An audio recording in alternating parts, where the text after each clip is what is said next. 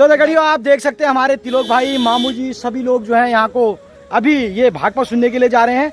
तो आप लोग बने रहे मेरे साथ। और यहाँ पर आप देख सकते हैं हमारे पड़ोसी यहाँ पर बन चुके हैं हमारे गोपाल भाई, और ये जो है यहाँ पर अपना दुकान खोले हुए हैं CSC की।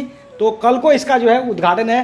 तो दाजू तुम्हारे को बहुत बहुत बधाई हो कि लगी भो उद्घाटन ना रहा भो लोग हमने मिठाई खाने को। तो बहुत बहुत धन्यवाद। और क्योंकि मित्रों आपके लिए सबके लिए ये खुशी की बात है, क्योंकि हमारे वहाँ वाले जो दुनिया इधर उधर जाते हैं, पूरे न्याय पंचायत दिहाड़ी के लिए बड़ी खुशी की बात है कि गोपाल भाई ने जो है तुम्हारा जो टिकट है ना वो बचा दिया है। यहीं पर काम हो जाएगा आप, क्यों गोपाल भाई, है ना। तो घर की बात है बिल्कुल भाई, यहीं आज यार ना आ सकला यार मक भेज दिया उसे तुम्हारा काम वहीं करो छू। गुड मॉर्निंग दिखाड़ियो, नमस्कार मित्रों, मुझे हयात पहाड़ी अल्मोड़िया ठोलन के मेरे बड़े पहला नंदन के ढेर सारा प्यार। तो मित्रों आज कर चुकी तुम जला होने वाला, स्वस्थ होने वाला, मस्त होने वाला और अपना काम में व्यस्त होने वाला, मतलब स्वस्थ छू। तो मित्रों नई सुबह की नई शुरुआत के साथ आज का व्लॉग भी मैंने स्टार्ट कर ही दिया है। तो आप लोग बने रहे। पहले मैं आपको यहाँ के मौसम का हाल दिखाता हूँ और उसके बाद जो है सीधे चलेंगे भैंसाड़ी को, और वहाँ जो है भागवत कथा और कुछ भजन मैं आपको सुनाऊंगा। आप लोग बने रहे, बीच बीच में आपको अपडेट देते रहूंगा। तो मित्रों आप देख सकते हैं आज का मौसम, बादल लगे हुए हैं, धूप नहीं आई हुई है, और जो है बारिश के छींटे यहाँ पर पड़ना शुरू हो गया है, बूंदाबांदी यहाँ पर हो रही है। तो आप लोग बने रहे। कुछ आगे से भी मैं यहाँ पहाड़ का आपको व्यू दिखाता हूँ। आप देखिए काफी बादल लगे पड़े हैं अभी मित्रों। मेरे को लग रहा है उस साइड में जो है बारिश हो रही है, उस तरफ में बारिश हो रही है अभी, वो बिल्कुल एकदम कोहरा वहाँ को लगा हुआ है और काफी तेज यहाँ पर हवा चल रही है मित्रों। तो ये देख लीजिए मौसम बिल्कुल घनघोर हुआ पड़ा है मित्रों।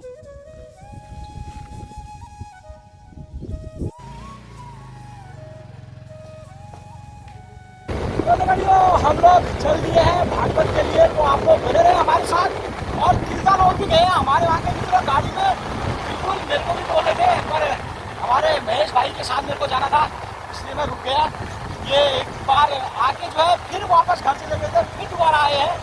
तो आप लोग बने रहे, आगे की अपडेट आपको मिलते रहे। मित्रों मैं बस मंदिर पे पहुंचने वाला ही हूँ और आप सुन सकते हैं बिल्कुल भक्तिमयी वातावरण। जय हो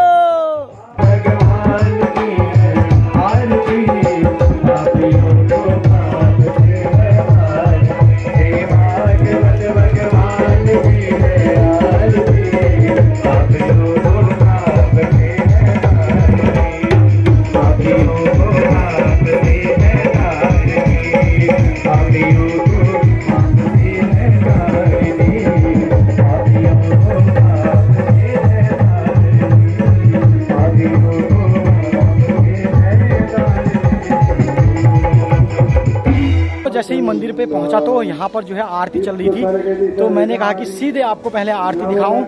और दाजू अब खाने का भी टाइम हो रहा है, प्रसादी ग्रहण कर लेते हैं, क्योंकि भूखे पेट भजन नहीं हो पाए गोपाला।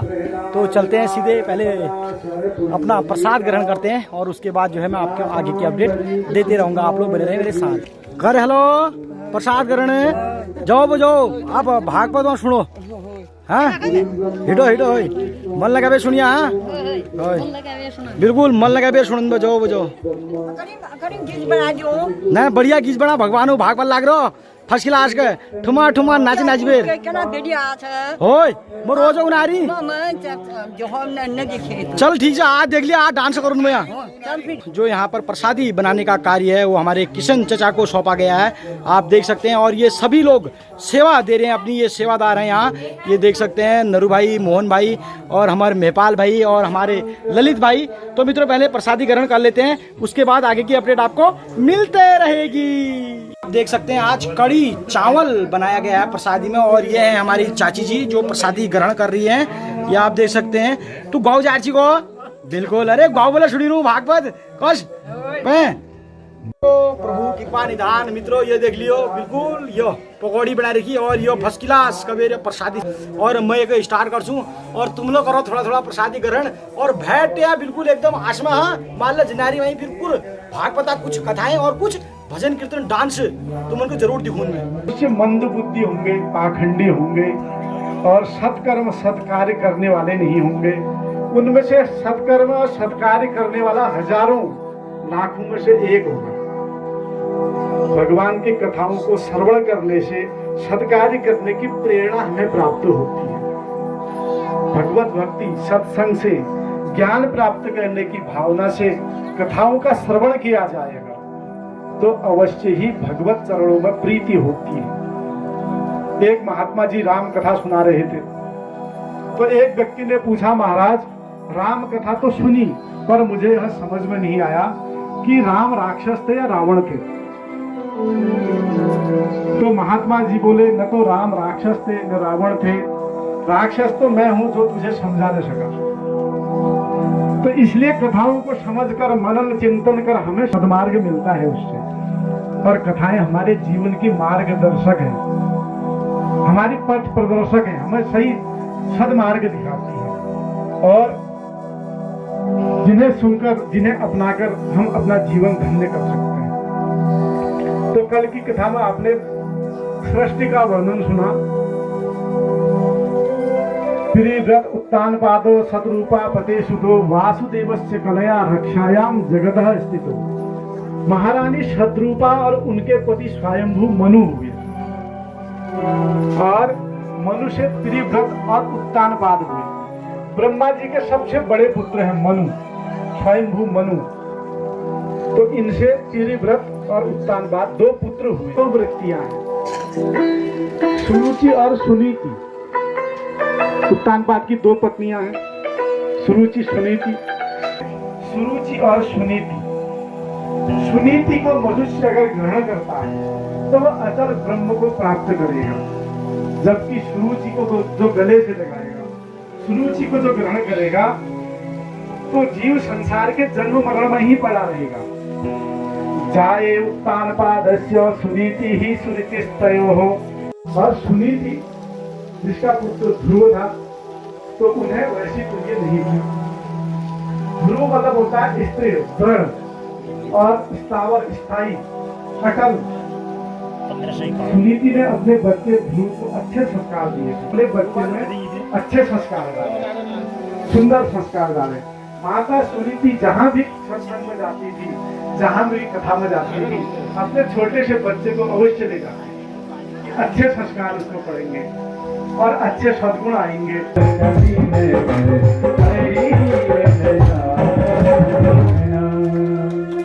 तो संत कैसा होना चाहिए? संत हृदय नवनीत समान। नवनीत मतलब मक्खन, मक्खन के समान संत का हृदय होना चाहिए। तो संत समस्या का समाधान है। एक बार एक गांव में ऐसा हुआ, एक गांव में एक सरपंच थे, उनके पास 19 ऊंट थे, उनके 3 लड़के थे। तो एक दिन ऐसा हुआ, सरपंच जी पधार गए और वसीयत लिख गए जवान का कि मेरे 3 पुत्र हैं और मेरे पास 19 ऊंट है। जवान का छोड़ो यार। और सबसे बड़े पुत्र को इसके आधे मिलने चाहिए। 19 के आधे मेरे बड़े पुत्र को मिलने चाहिए, उसके आधे मेरे बीच वाले पुत्र को मिलने चाहिए, 1/4 सबसे छोटे पुत्र को मिलने चाहिए। आप सरपंच जी तो चले गए अपना और बहुत बड़ा लड़ाई झगड़ा हो गया तीनों बेटों में। तो क्या हुआ महाराज? तो कहा 19 ऊंट है, इसके आधे करने। तो बड़े बेटे को चाहिए, उसके आधे छोटे को चाहिए, 1/4 तीसरे वाले को चाहिए। अब कैसे करें? सब आ गए। अब एक संत वहां से जा रहे थे, ऊंट में बैठकर आ रहे थे। संत आए, ऊंट में बैठकर भीड़ भाड़ देखी, वो वहां चले गए कि भीड़ भाड़ क्यों लगी है। तो महात्मा जी ने कहा, भीड़ भाड़ क्यों लगी है, बताओ समस्या क्या है। तो महात्मा जी को बताया गया कि ऐसी ऐसी समस्या है महाराज, अब 19 का आधा कैसे करें। अब महात्मा जी ने कहा, मेरे पास एक ऊंट है, इसको मिला लो। उसमें कितने हो जाएंगे? 20 हो जाएंगे। 20 का आधा करो, 10 बड़े लड़के को दो, तू जा 10 पकड़ जा। और उसके बाद फिर 20 वाले को दिए 5 ऊंट, 10 का आधा 5, जा लेके जा। 5 ऊंट उसको दे दिए और 4 ऊंट सबसे छोटे वाले को दे दिए। बस महात्मा जी का एक बच गया, अपना बैठ के चले गए। ये समस्या का समाधान है।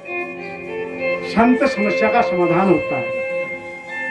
और सत्संग होता है, हजारों सैकड़ों लोग सुनते हैं, लेकिन हृदय में बहुत कमों के बैठता है। ऋषभ देव के जो सबसे बड़े पुत्र थे भरत, और पिता की एक एक बात उनके हृदय में उतर गई।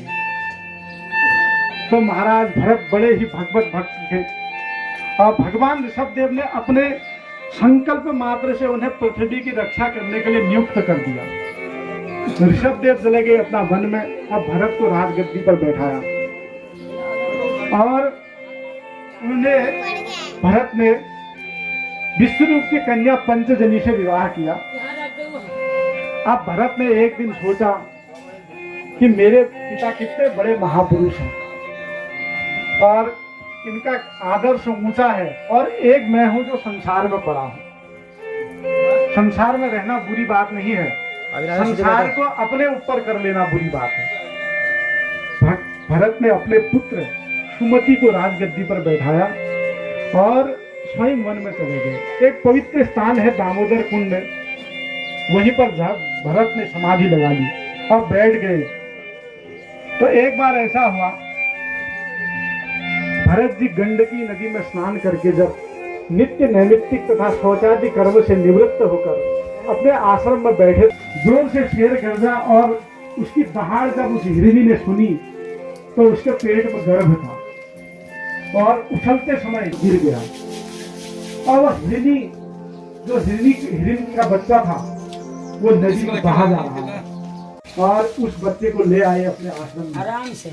भरत जी ने अपना भजन छोड़ दिया। जय हो भगवान प्रभु, जय हो। फिर से मुझे मनुष्य जन्म मिला, पर एक अवसर तुमने भजन का और दे दिया है मुझे। कृष्ण कहने से तर जाएगा, पार भव से उतर जाएगा, पार भव से उतर जाएगा।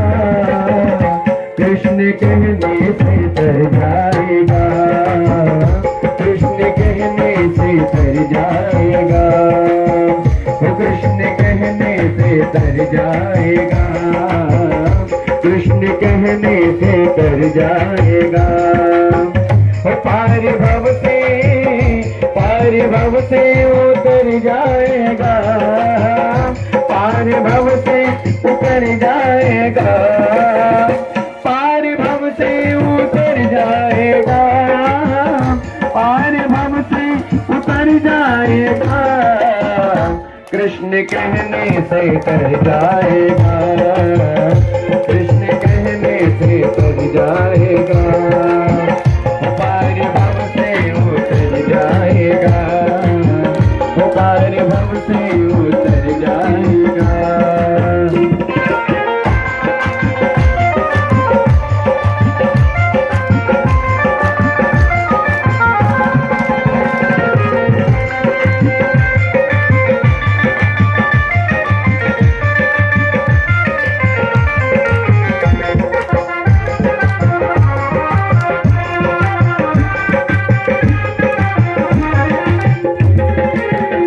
बड़ी मुश्किल से नर्तन मिला, बड़ी मुश्किल से नर्तन मिला, बड़ी मुश्किल से नर्तन मिला, बड़ी मुश्किल से नर्तन मिला।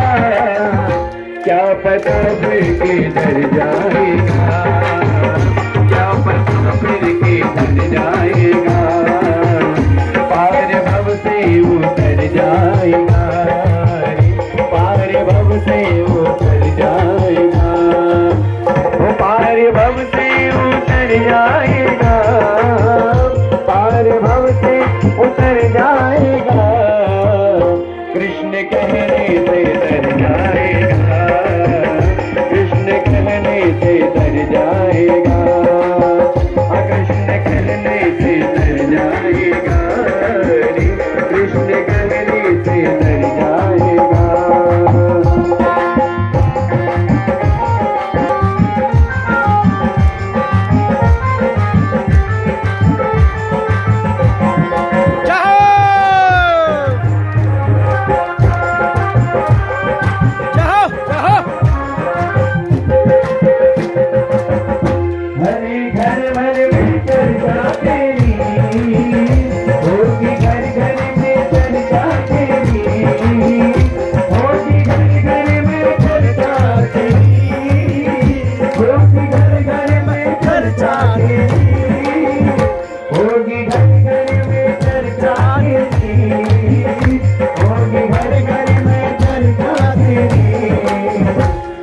गली से गुजर जाएगा, गली से गुजर जाएगा, अपार भव से उतर जाएगा, अपार भव से उतर जाएगा, अपार भव से उतर जाएगा, अपार भव से उतर जाएगा, अपार भव से उतर जाएगा, अपार भव से उतर जाएगा, कृष्ण कन्हैया से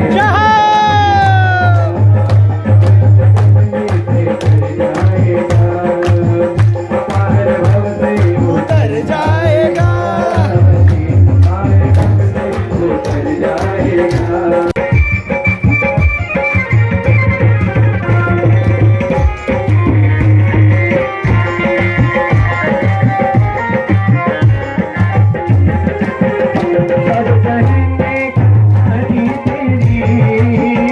सब कहेंगे कहानी तेरी, सब कहेंगे कहानी तेरी, सब कहेंगे कहानी तेरी, काम ऐसा तू कर जाएगा, काम ऐसा तू कर जाएगा, पार भव से उतर जाएगा, पार भव से उतर जाएगा, पार भव से उतर जाएगा, पार भव से उतर जाएगा, कृष्ण कहने से डर जाएगा। तो मित्रों, आशा करता हूं कि आज का ये भक्ति रस वाला ब्लॉग आपको पसंद आया होगा, और यह भी आशा करता हूं कि आप सभी लोग जहां भी रहो स्वस्थ रहो, मस्त रहो, अपने अपने काम में व्यस्त रहो। फिर मिलता हूं अगले ब्लॉग में, तब तक के लिए जय हिंद, जय उत्तराखंड, जय देवभूमि।